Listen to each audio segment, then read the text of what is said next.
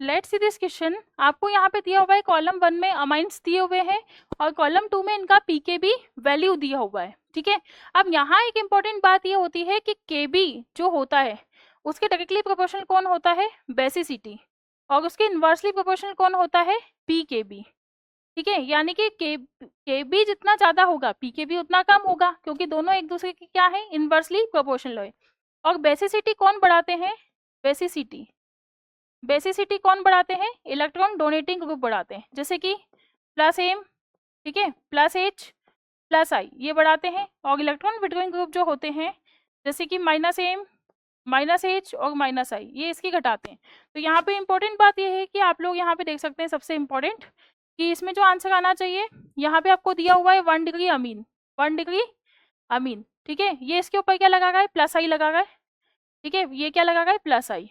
जबकि यहाँ पे दो दो प्लस आई लग रहे हैं, क्योंकि एक एन के ऊपर क्या है, ये इस तरह से है NH CH2 CS3, और यहाँ पे क्या है CH2 CS3।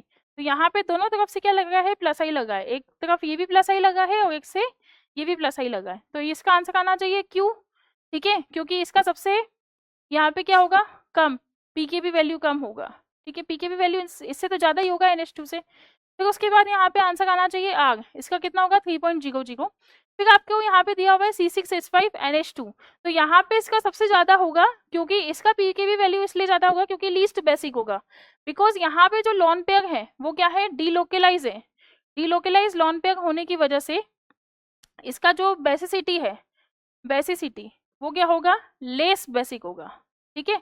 इसलिए जो इसका आंसर है वो क्या आना चाहिए, एस, इसका आंसर आना चाहिए एस। और यदि हम लोग बात करें C6H5CH2NH2 की, तो यहाँ पे इसका आंसर आना चाहिए पी आंसर इसका आना चाहिए, क्योंकि ये इफेक्ट लगाएगा माइनस एम का, ठीक है। इसलिए यहाँ पे जो आंसर, सॉरी माइनस आई वाला, माइनस आई लगाएगा, ठीक है। तो इसका जो आंसर आना चाहिए that will be the P 4.70। सबसे ज्यादा इसका होगा, फिर इसका, फिर इसका, फिर इसका। तो इसका जो आंसर है वो इस तरह से आना चाहिए। सबसे ज्यादा जो बेसिक स्ट्रेंथ है वो किसकी है, सबसे ज्यादा जो पीकेबी वैल्यू है या सबसे ज्यादा जो मोर बेसिक है वो कौन सा है, आर, उसके बाद है ए, मतलब यहाँ पे आना चाहिए बी, फिर उसके बाद आना चाहिए ए, फिर उसके बाद आना चाहिए डी, फिर उसके बाद आना चाहिए सी। ये किसका क्रम है, बेसिसिटी ऑर्डर, बेसिसिटी ऑर्डर। इसकी यदि वैल्यू आप लिखना चाहें तो वैल्यू क्या आएगी इसकी, जैसे आपने देखा बी वाले की वैल्यू क्या है यहाँ पे 3.00, 3.00। आपको वैल्यूज याद नहीं रखनी है, आपको सिर्फ कंपैरिजन के हिसाब से आंसर करना है, ठीक है।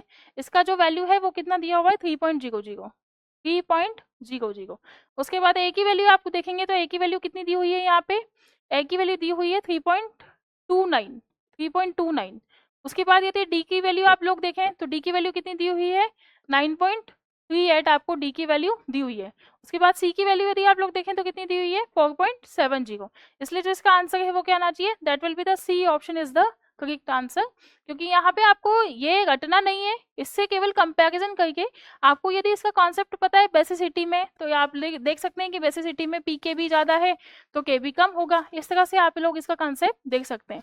बाकी वैल्यू के हिसाब से आप लोग इसको कंपैरिजन करेंगे। क्लियर?